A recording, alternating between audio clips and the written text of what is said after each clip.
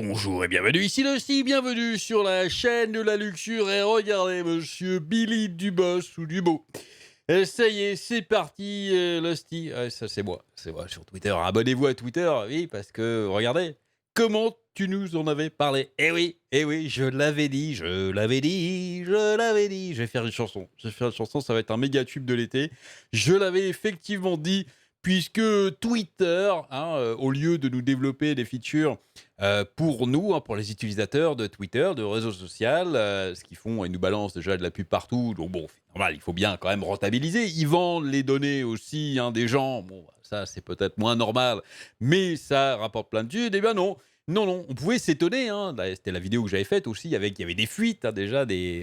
Abonnez-vous encore une fois pour être au courant de tout à l'avance. Abonnez-vous à la chaîne de Losty. Il y avait déjà des fuites comme quoi ils développaient des trucs et ça allait être payant. Ouais, des gens m'ont dit quoi? Bah non, mais c'est Twitter, tout sera gratuit. Non, c'est normal. Ceux qui s'étonnaient donc qui ne développent pas, en tout cas le développement de Twitter soit super lent, parce que c'est vrai que des nouveautés sur Twitter, faut se lever de bonne heure pour les avoir. On pouvait se demander, et ben ça y est, regardez, Twitter lance un abonnement payant. Twitter Blue au Canada. Et oui, ma cabane au Canada. Twitter a lancé jeudi une offre d'abonnement payant du nom de Twitter Blue pour ses utilisateurs au Canada et en Australie qui désirent, je sais pas, peut-être pour couvrir le monde, qui désirent avoir accès à des fonctionnalités pratiques. Oui. Une nouvelle stratégie pour le réseau social qui cherche à diversifier ses sources de revenus au-delà de la publicité. Gling, gling, le pognon. C'est beau. Et on prend les paris que bientôt, si ça marche, si Twitter Blue marche et qu'ils arrivent à avoir un certain nombre d'abonnés, en tout cas le nombre d'abonnés qu'ils veulent pour un premier essai,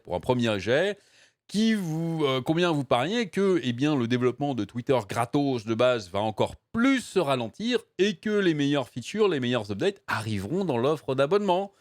Et que bientôt, peut-être même, il y aura, comme dans les jeux, on enlèvera des trucs dans Twitter de base et qu'on les mettra dans la version payante pour les vendre.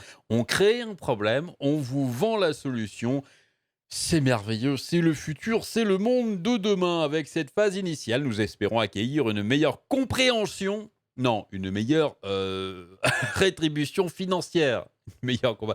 Il y a toujours une bonne raison à chaque fois, et à chaque fois c'est pour vous, c'est même pas pour dire non, mais en fait on est une entreprise, on veut gagner plus d'argent. Ce qui serait honnête, je veux dire, de dire ça. Et quelque part, au lieu de nous prendre pour des cons, on comprend. Je veux dire, on n'est pas forcément d'accord, mais au moins on comprend. On dit, bon, l'entreprise cherche à faire plus d'argent. Très bien. Non, mais c'est pour vous, en fait, c'est pour comprendre. Nous espérons acquérir une meilleure compréhension de ce qui peut vous rendre votre expérience sous Twitter plus personnalisée, plus animée. Ne faites pas payer. Ça serait bien. Ça serait personnalisé et animé. À indiquer la plateforme dans un communiqué. Pour 3,49 $ par mois, les abonnés auront accès à des signets pour ranger leurs tweets préférés dans des catégories. Ah ouais, ça on aimerait bien l'avoir dans l'offre de base. Ça fait des années que les gens réclament ça. Un mode lecture plus confortable. Non, c'est un bordel pas possible, Twitter. Et surtout un bouton annulé.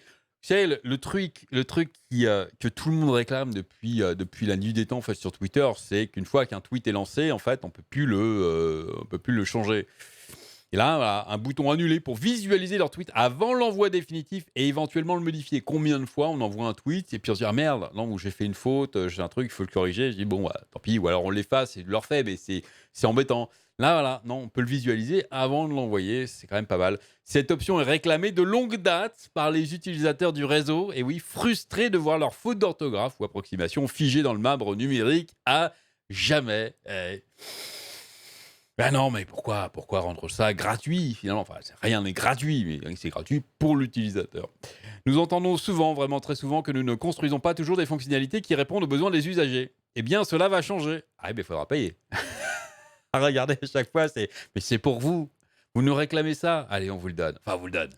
3,49 $. Allez, sortez votre carte bleue. La société basée à San Francisco prévoit d'ajouter d'autres avantages, évidemment pour les abonnés, même d'ajouter que des avantages pour les abonnés. La version de base va rester, ça va être de marbre. Mais elle a précisé que le Twitter gratuit ne disparaissait pas et ne disparaîtra jamais.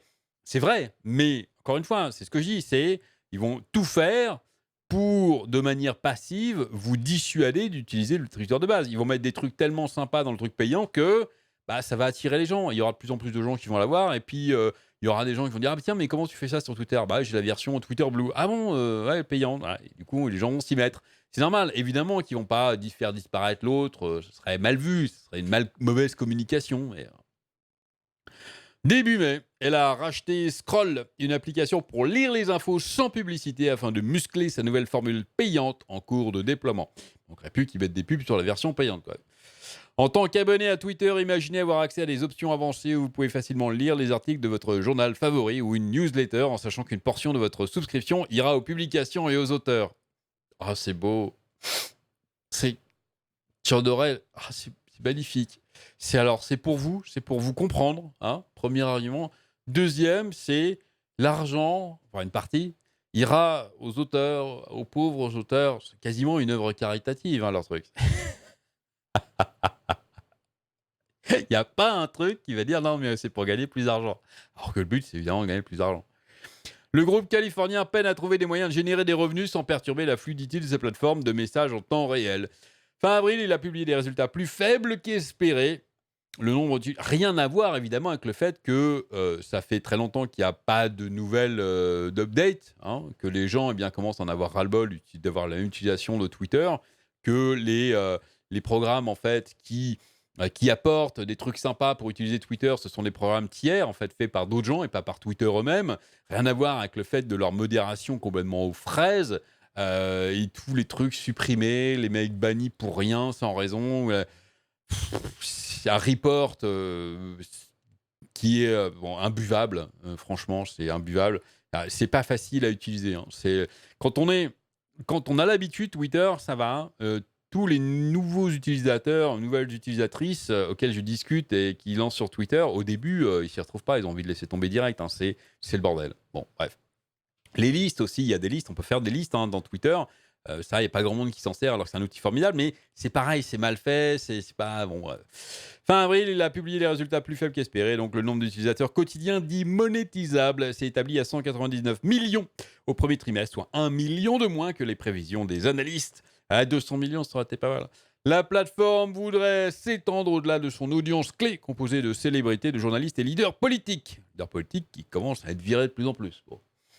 Mais elle doit aussi sans cesse investir plus pour lutter contre la désinformation et les contenus problématiques et ainsi préserver autant que possible la sérénité des débats et échanges. Ça, c'est facile. Encore une fois, il faut investir dans la modération humaine.